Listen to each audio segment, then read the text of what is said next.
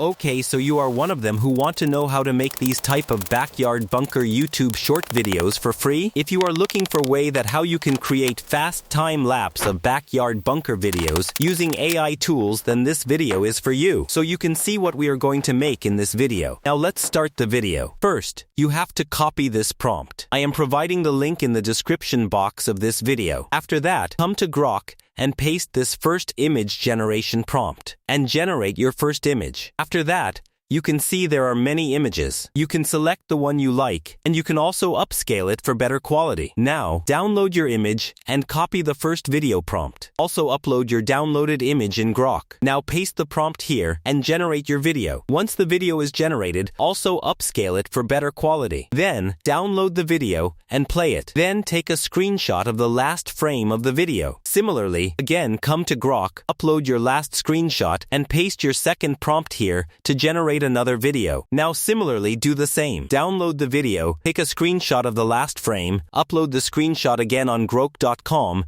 and paste the third prompt. Repeat the process until all the video clips have been generated. After that, open any video editor and import all these clips into it. Then combine them, and the final video will look like this. Here, I already showed you how you can create epoxy floor videos, so you can also watch that video.